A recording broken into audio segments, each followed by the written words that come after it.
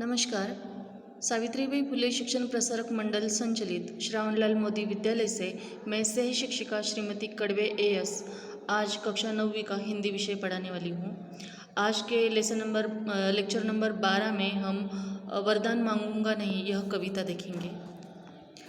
आज के कविता के अंतर्गत जो घटक देखेंगे वो इस प्रकार रहेंगे।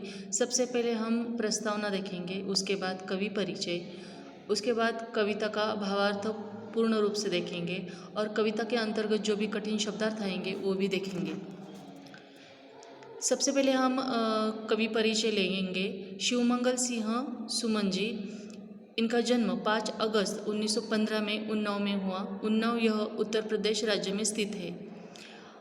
शिवमंगल सिंह जी की मृत्यु 26 नवंबर 2002 में हुई। जनकवि शिवमंगल सिंह सुमन जी प्रगतिवादी कविता के स्तंभ थे। उनकी कविताओं में जनकल्याण, प्रेम, इंसानियत, जुड़ाव, रचनात्मक विद्रोह के स्वर मुख्य रूप से मुखरित हुए हैं। इनकी प्रमुख कृतियाँ हैं हिल्लोल के जीवन के गान, युग का मेल, मिट्टी की बारात, विश्वास बढ़ता ही गया, वाणी की व्यथा आदि। उनके काव्य संग्रह भी प्रसिद्ध है। महादेवी की काव्य साधना, गीति काव्य, उद्भव और विकास, यह उनके गद्य रचनाएं भी प्रसिद्ध है। पद्य संबंधी थोड़ा सा। गीत स्वर, पद, ताल से युक्त गान ही गीत होता है। इसमें एक मुखड़ा तथा कुछ अंतरे होते हैं। प्रत्येक अंतर के बाद मुखड़े को दोहराया जाता है। गीत गेय होता है। गेय मतलब गाने लायक। प्रस्तुत गीत में कवि ने स्वाभिमान से जीने, सुख दुख में समभाव रखने एवं कर्तव्य पथ पर डटे रहने के लिए प्रेरित किया हुआ है। वरदान मांगूंगा नहीं यह कविता अब हम विस्तार से देखेंगे। सबसे पहले हम कविता का वाचन करेंगे। यह हार एक विराम है, जीवन महासंग्राम है। तिल तिल मिटूंगा पर दया की भीख मैं लूँगा नहीं, वरदान मांगूंगा नहीं। स्मृति सुखद प्रहरों के लिए, अपने खंडहरों के लिए, यह जान लो मैं विश्व की संपत्ति चाहूँगा नहीं, वरदान मांगूंगा नहीं।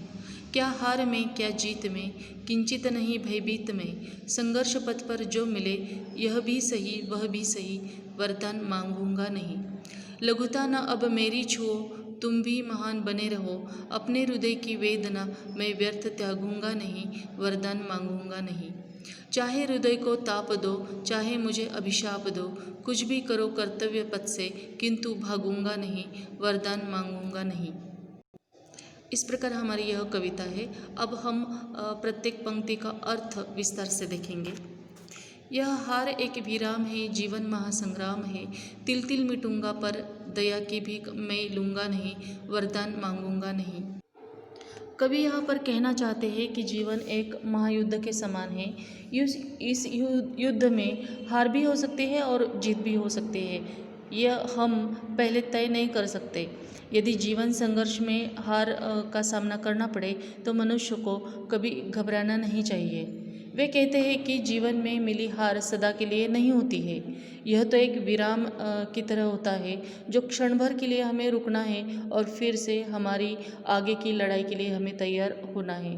हार से घबराकर मनुष्य को दया की भी किसी से भी नहीं मांगनी चाहिए। कवि कहते हैं कि पराजय की हालत में उन्हें भले ही तिल तिल कर मिट जाना पड़े, फिर भी वो किसी से भी दया की याचना नहीं करेंगे। वो किसी से भी कुछ भी नहीं मांगेंगे, वो वरदान नहीं मांगेंगे। स्मृति सुखद प्रहरों के लिए, अपने खंडहरों के लिए, यह जान लो मैं विश्व की संपत्ति चाहूँगा नहीं, वरदान मांगूंगा नहीं। इस पंक्तियों में कवि कहना चाहते हैं कि अपने सुख देने वाले क्षणों को यादगार बनाने के लिए और अपनी भग्न आकांक्षाओं की पूर्ति के लिए मुझे यदि संसार भर की सारी संपत्ति भी मिल जाए तो भी यह जान लीजिए कि मैं उस संपत्ति को कभी नहीं चाहूँगा। मुझे ऐसी संपत्ति नहीं चाहिए, मैं उसको ठुकरा दूँगा। कवि कहते हैं कि मैं वरदान कभी नहीं मांगूंगा, कभी भी किसी के आगे हाथ नहीं फैलाऊंगा। क्या हार में क्या जीत में, किंचित नहीं भयभीत में, संघर्ष पथ पर जो मिले यह भी सही वह भी सही, वरदान मांगूंगा नहीं।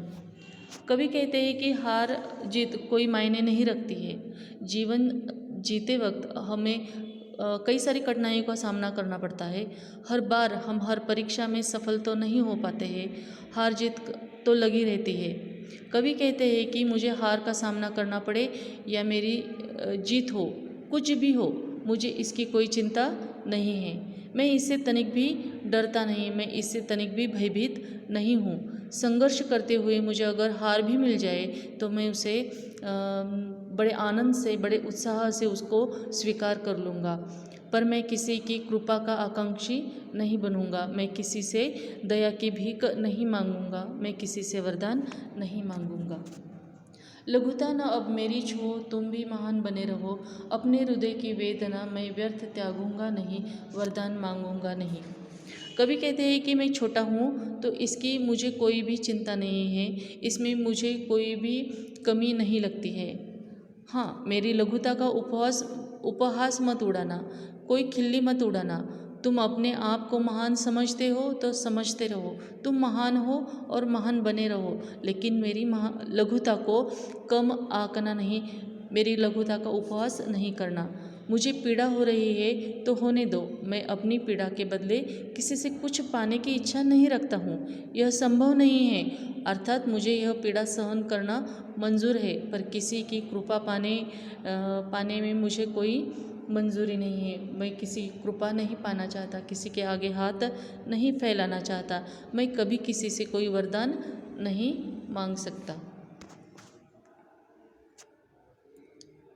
चाहे हृदय को ताप दो, चाहे मुझे अभिशाप दो, कुछ भी करो कर्तव्य पथ से, किंतु भागूंगा नहीं, वरदान मांगूंगा नहीं।